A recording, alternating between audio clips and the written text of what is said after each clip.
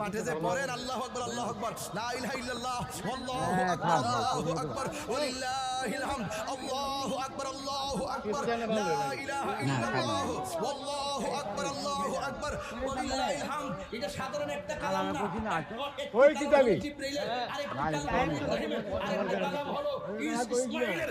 এই তিনটা কালাম কুরবানির সময় আইমে তাশরিক আসেনি, ফরজ নামাজের পরে ফরজ লাগেনি।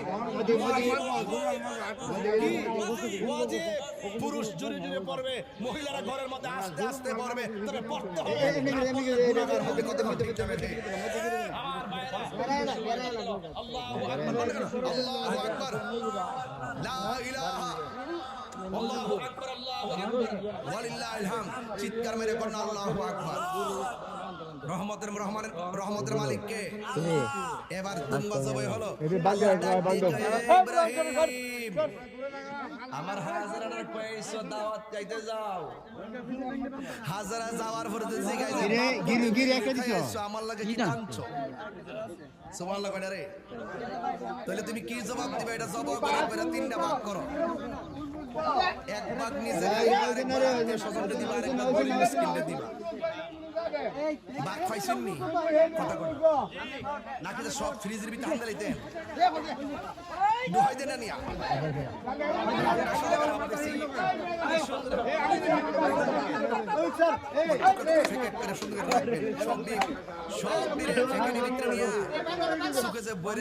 একটা সিস্টেম চালু হচ্ছে।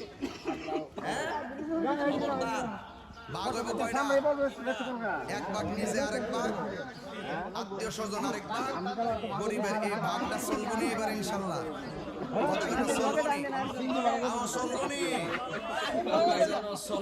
তৌফিক দান করে আমিন কর। আরো জোরে গো না আমিন। অনেকক্ষণ কথা বললাম, এক ঠেলায় কথা বললাম, বুঝাতে চাই আল্লাহকে রাজি করতে চাই, আমরা যা ইচ্ছা তাই করতে পারি। তবে মিনিমাম হলো কি আল্লাহ সন্তুষ্ট হয় এমন কাজ করা যাবে। আমার কথা শুনে আজ খুশি হয়েছেন, হাত তোলেন সবাই বলেন